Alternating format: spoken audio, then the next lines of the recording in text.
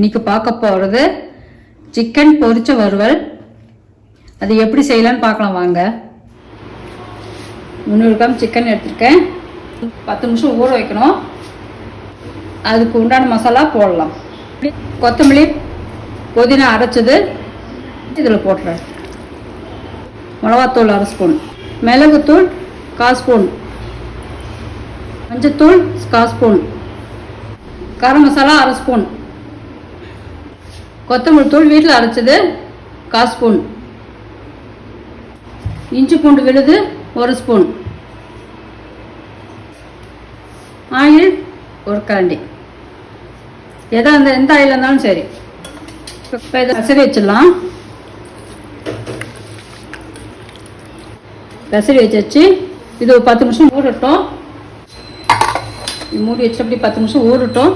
கொத்தமல்லி 1 ஸ்பூனு, சீரகம் 1/4 ஸ்பூன், சோம்பு 1 ஸ்பூனு, 2 மிளகா, 3 பட்டை, 3 கிராம்பு, 2 ஏலக்காய், இதெல்லாம் போட்டு வறுத்தலாம் எண்ணெய் இல்லாமல்.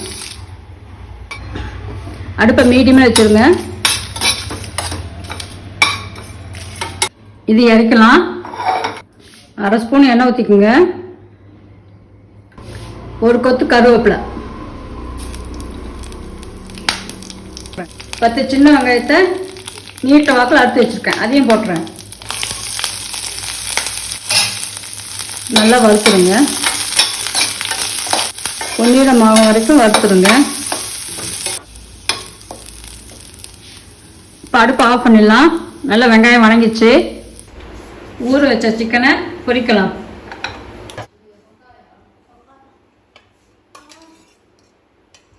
பொரிக்க தேவையான அளவு எண்ணெய் ஊற்றிக்குங்க. இப்போ சிக்கனை பொரிச்சிடலாம்.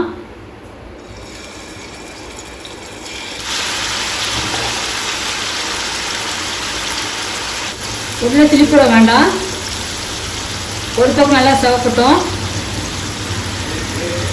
அதுக்குள்ளே வறுத்ததை அரைச்சிட்டு வந்துடலாம். குறப்பாக அரைச்சிக்குங்க. இதில் இந்த சின்ன வெங்காயத்தை போட்டலாம். தண்ணி ஊற்றி நைஸாக அரைச்சிட்டு வந்துடுங்க.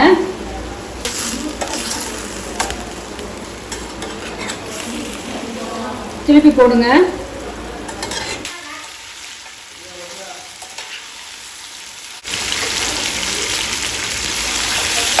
இப்போ எடுத்துடலாம். சிக்கன் எடுத்துடலாம்.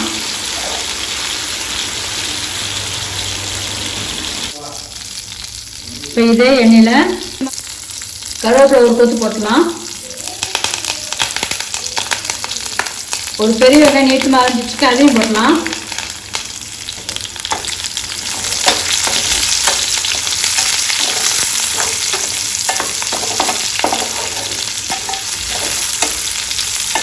ஒரு தக்காளி பொடி பொடி அரிஞ்சு வச்சுருக்கேன், அதையும் போடலாம்.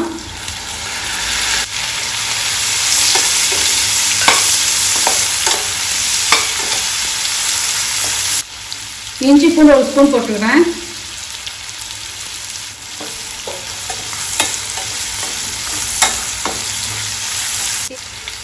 உப்பு 1/4 ஸ்பூன் கொஞ்சம் போட்டுறேன்.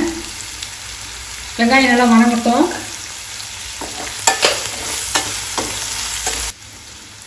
இப்போ இதை வறுத்து அரைச்சதை ஊற்றிடலாம்.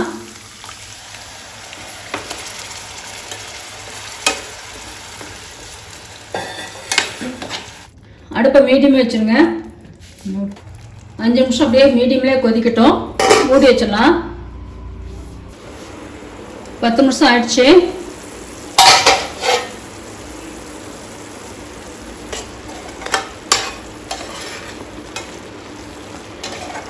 உப்பு காரம் பார்த்துங்க. இப்போ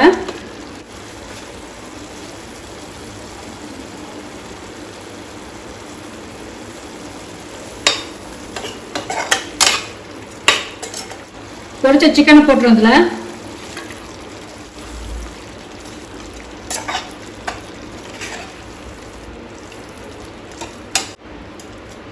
நல்லா கலரி விடுங்க.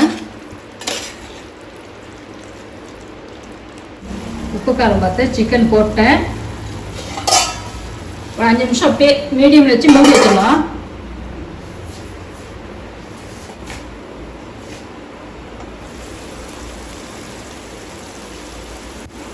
சிக்கன் வெந்துருச்சு, எண்ணெய் பிரிஞ்சு வந்துருச்சு. இப்போ கொத்தமல்லி தழை போட்டு இறக்கலாம். சிக்கன் பொரிச்ச வறுவல் ரெடி ஆயிடுச்சு. இது இட்லி, தோசை, தயிர் சாதத்துக்கு வச்சு சாப்பிட்றது நல்லா இருக்கும். வீட்டில் செஞ்சு பார்த்துட்டு எப்படி இருக்குன்னு கமெண்டில் சொல்லுங்கள். நன்றி.